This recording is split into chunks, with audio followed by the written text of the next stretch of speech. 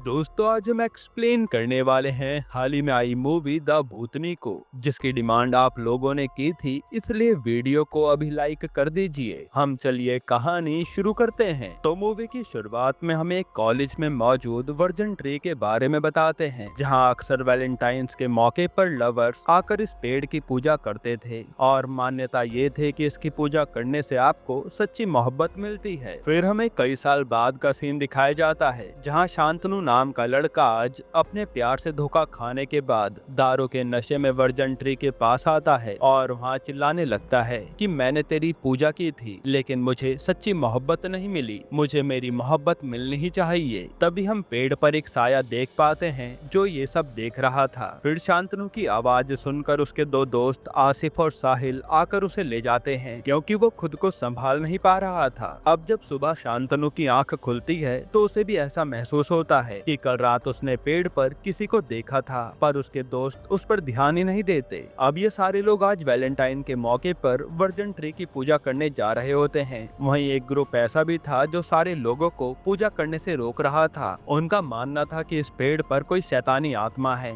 और अब तक इस कॉलेज में 3 आत्महत्याएं हुई हैं जो इसी आत्मा ने करवाई होंगी, लेकिन कोई भी उस ग्रुप की बात नहीं सुनता। अब इसके बाद जब शांतनु अकेला बैठा होता है, तभी उसके पास अनन्या नाम की लड़की आती है, जो शांतनु से तो काफी प्यार करती थी, लेकिन शांतनु हमेशा से उसे अपनी बेस्ट फ्रेंड समझता आया है, इसलिए अनन्या ने कभी भी उसे अपनी फीलिंग्स के बारे में नहीं बताया। इधर हम उसी कॉलेज के प्रोफेसर्स को देखते हैं जो यही डिस्कस कर रहे थे कि हमारे कॉलेज का नाम खराब होता जा रहा है, क्योंकि अब बच्चों को लगने लगा है कि यहाँ पर कोई आत्मा है। तब एक प्रोफेसर कहता है कि हम एक पैरानॉर्मल इन्वेस्टिगेटर की मदद ले सकते हैं जो भूत भगाना जानता है, और उसे सब बाबा कहते हैं। हालांकि वो भी इसी कॉलेज से पढ़ा है और बाद में वो बाबा बन गया। जिसके बाद हम बाबा को देखते हैं जो आज कहीं भूत पकड़ने आया था, और वहाँ का केस सॉल्व करके जब वो अपने घर जा रहा होता है, तभी उस पर कॉलेज के प्रिंसिपल का कॉल आता है जो उसे कॉलेज में बुला लेती है। इधर हम उसी साय को देखते हैं जो बार बार अब शांतनु को ही देखी जा रही थी, और शांतनु को भी यही लगता है कि जैसे उसे कोई लड़की आवाज दे रही हो,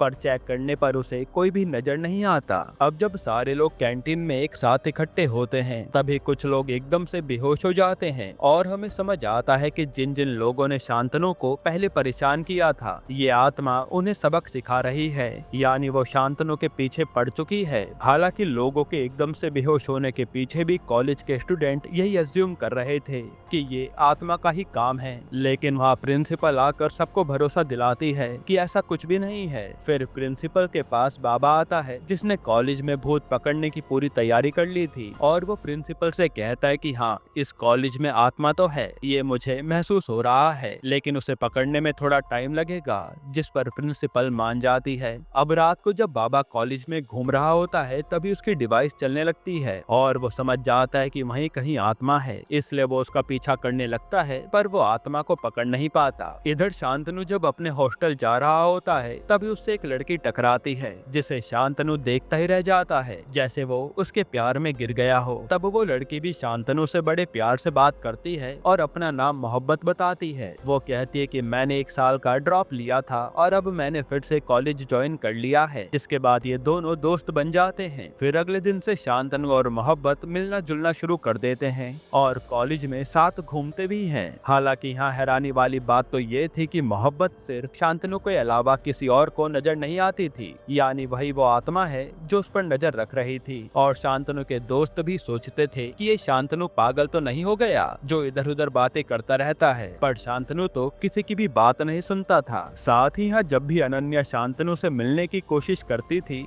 तो मोहब्बत अपनी पावर से अनन्या को काबू में कर उसे वहाँ से भगा देती थी ताकि शांतनु उसके करीब ना जाए। अब ऐसे ही कुछ दिन बीतते हैं। फिर एक दिन जब अनन्या शांतनु से अपने प्यार का इजहार करने का प्लान बना रही होती है, क्योंकि वो शांतनु को खोना नहीं चाहती थी, तभी उसके ऊपर एकदम से फूल का वास गिरता है जो मोहब्बत ने ही गिराया था। पर अहम मौके पर शांतनु अनन्या को बचा लेता है। साथ ही शांतनु अनन्या से बातों के दौरान बताता है कि मुझे एक मोहब्बत नाम की लड़की पसंद आ गई है और मैं जल्द ही उसे प्रपोज करूंगा। ये सुनकर अनन्या का दिल टूट जाता है। फिर जब अनन्या वहाँ से कॉलेज जा रही होती है, तभी उस पर मोहब्बत दोबारा हमला करती है, यानी वो उसे रास्ते से हटाने वाली थी, लेकिन सही टाइम पर बाबा आकर अनन्या की जान बचा लेता है और अनन्या समझ नहीं पाती कि उसके साथ हुआ क्या। इसके बाद बाबा अपनी डिवाइस लेकर उसी वर्जन ट्री के पास आता है, पर उसकी डिवाइस तो कहीं और का सिग्नल दे रही थी। और आगे जाने पर बाबा को पता चलता है कि इस पेड़ के पीछे एक और पेड़ है जो पूरा जला हुआ है, और शायद वो आत्मा इसी पेड़ से कॉलेज में आई है। इसलिए बाबा का अब एक ही मिशन है कि उसे आत्मा की आखिरी इच्छा पूरी करके उसे मुक्ति देनी है। जिसके बाद रात के समय आज मोहब्बत जब शांतनु से मिलने आती है तो शांतनु उसे प्रपोज करने लगता है, और जोश जोश में वो कह देता है कि प्यार तो रूह से होता है, इंसानी शरीर से थोड़ी। जो सुनकर मोहब्बत कहती है कि मैं तो आत्मा ही हूँ, जो बात शांतनु को समझ नहीं आती। तब मोहब्बत रिवील करती है कि मैं एक आत्मा हूँ जो तुमसे प्यार करती हूँ,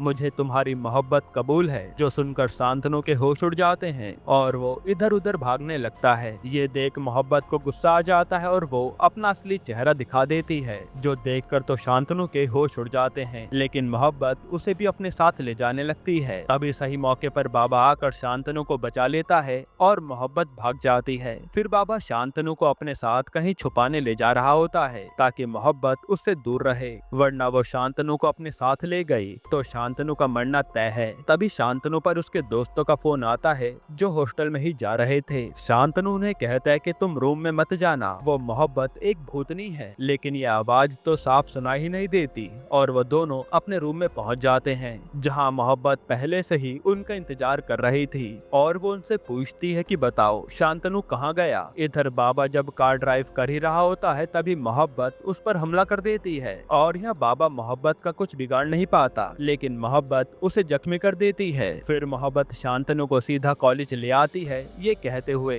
कि अब यहाँ से भागने की कोशिश मत करना, तुम सिर्फ मेरे हो। जो जानकर शांतनु और उसके दोस्तों के होश उड़ जाते हैं। फिर वो पूछते हैं कि आप शांतनु के पीछे क्यों पड़ी हो, जिस पर मोहब्बत कहती है कि शांतनु दिल का सच्चा है, जो उस दिन मेरे पास मोहब्बत पाना चाहता था, इसलिए ये मुझे पसंद आ गया। इधर बाबा भी समझ गया था कि ये आत्मा इतनी आसानी से उसके वश में नहीं आने वाली, इसलिए वो उन लड़कों को पता करता है जिन्होंने अपनी जान ली थी, और उनकी गर्लफ्रेंड्स बताती है कि वैलेंटाइन डे पर हमने वर्जन ट्री की पूजा की थी, जिसके बाद से ही हमारे बॉयफ्रेंड को अजीब से दौरे पड़ने लगे, और फिर छोटी होली पर उन्होंने अपनी जान दे दी। फिर बाबा अगले दिन जाकर शांतनु और उसके दोस्तों को बताता है कि तुम कैसे भी करके उस आत्मा को खुश रखो, क्योंकि वो नाराज नहीं होनी चाहिए, और वो अगली बार मिले तो उससे ये पता करना कि उसकी आखिरी इच्छा क्या है। साथ ही बाबा शांतनु से कहता है कि उस अनन्या से दूर रहो, वरना मोहब्बत उसे भी मार डालेगी। जो सुनकर शांतनु सीधा अनन्या के पास आता है और उससे लड़ाई कर लेता है, ताकि अनन्या गलती से भी उसके आसपास ना भटके, वरना मोहब्बत उसकी जान ले लेगी। तब अनन्या का रो रो कर बुरा हाल हो जाता है। जिसके बाद आज रात को जब मोहब्बत फिर से शांतनु से मिलने आती है तो साहिल और नासिर इस बार काफी अच्छे से मोहब्बत का स्वागत करते हैं, और मोहब्बत भी खुश हो जाती है कि चलो इन लोगों ने मुझे एक्सेप्ट तो कर लिया है। इसके बाद मोहब्बत शांतनु को अपने साथ आसमान में ले जाती है और खूब बातें करती है। तब शांतनु भी उससे पूछने की कोशिश करता है कि आखिर तुम आत्मा कैसे बनी, तुम्हें किसने मारा था। पर मोहब्बत कहती है कि मुझे ज्यादा कुछ भी याद नहीं है, बस मुझे हमेशा से एक सच्चे प्यार की तलाश रही है। इधर साहिल से आकर अनन्या पूछती है कि आखिर ये शांतनु को दिन में क्या हो गया था जो मुझसे लड़ाई करके चला गया। तब साहिल उसे बाबा के पास लाता है और बाबा सच बता देता है कि शांतनु के पीछे एक आत्मा पड़ी है और हमें उसी से उसे बचाना है। तब अनन्या भी उनका साथ देने के लिए मान जाती है। फिर अगले दिन अनन्या आकर शांतनु से मिलती है और आज सबसे पहले वो अपने दिल की बात उसे बता देती है कि वो शांतनु से कितना प्यार करती है, जो सुनकर शांतनु भी हैरान था। फिर शांतनु रिवील करता है कि मैं तो तुमसे शुरुआत से ही प्यार करता था, लेकिन पहले तो तुम मुझे बस अपना दोस्त समझती थी, इसलिए मेरी हिम्मत ही नहीं हुई कभी तुम्हें प्रपोज करने की। जिस पर अनन्या कहती है कि यही हाल मेरा था, और फिर ये दोनों एक हो जाते हैं, पर अभी इन्हें मिलकर पहले भूतनी से छुटकारा पाना होगा। इधर बाबा इन सबसे कहता है कि हमें सबसे पहले उस मोहब्बत का असली नाम जानना होगा और उसकी हिस्ट्री पता करनी होगी, जरूर वो इसी कॉलेज की होगी। साथ ही बाबा शांतनु से कहता है कि तुम मौका मिलने पर मोहब्बत का पोर्ट्रेट बनाओ ताकि उसे पहचानने में आसानी हो। तब ये लोग अपने काम में लग जाते हैं और देखते देखते छोटी होली का दिन भी आ जाता है, जहाँ शांतनु ने उससे पहले पोर्ट्रेट बना लिया था। फिर जब सारे लोग एक दूसरे पर रंग डाल रहे होते हैं तभी वहाँ मोहब्बत भी आती है, और रंग देखते ही उसे सब याद आ जाता है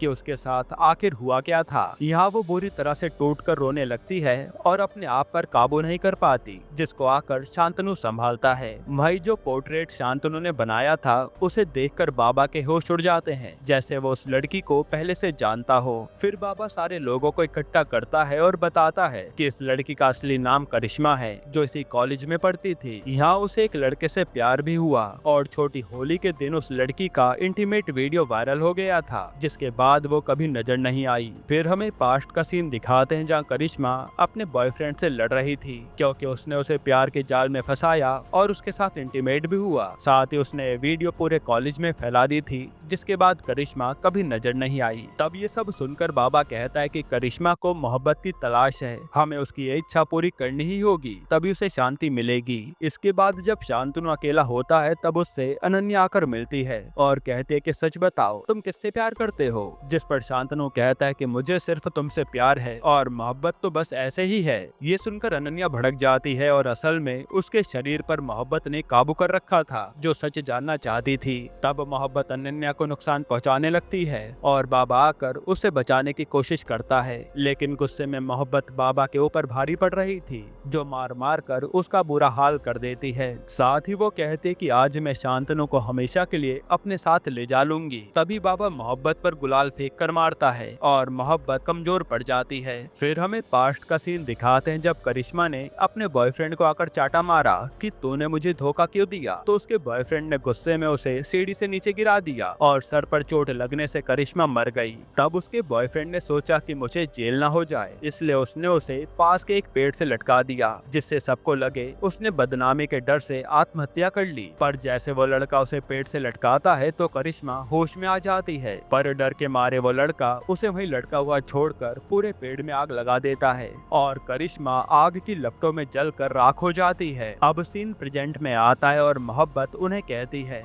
कि मैं कब से असली मोहब्बत पाना चाहती हूँ, पर वो मुझे कभी मिली ही नहीं, और जिन लड़कों ने भी मेरा असली चेहरा देखा उन्होंने इस कॉलेज में अपनी जान दे दी, पर ये शांतनु ही था जो मुझे देखने के बाद भी बच गया। ये सुनकर आज बाबा मोहब्बत को एक सच बताता है। असल में बाबा और करिश्मा कॉलेज में एक साथ थे और वो करिश्मा से काफी प्यार भी करता था, लेकिन करिश्मा का पहले से बॉयफ्रेंड था, इसलिए बाबा ने कभी भी उसे प्रपोज नहीं किया। पर एक दिन अचानक करिश्मा कहीं गायब हो गई और बाबा ने आज तक अपने प्यार के चलते किसी और से शादी नहीं की। ये सब जानकर मोहब्बत का दिल भर आता है कि फाइनली उसे सच्चा प्यार मिल गया और उसे मुक्ति मिल जाती है। इसी के साथ ये मूवी यहीं पर खत्म होती है। दोस्तों, आपको ये मूवी कैसी लगी हमें कमेंट में जरूर बताना, और अगर आपको छोटा सा रिव्यू दूं तो मूवी बहुत ही बचकानी है, जिसे देखना टॉर्चर से कम नहीं है। डायरेक्टर ने सोचा था कि घोस्ट हंटर जैसी एक मूवी बनेगी, लेकिन इसी के चलते उन्होंने खिचड़ी बना दी, वरना घोस्ट हंटर के कॉन्सेप्ट पर पहले एक मूवी आई थी फोन भूत, जो काफी अच्छी थी, पर यह मूवी कहीं से भी अच्छी नहीं लगती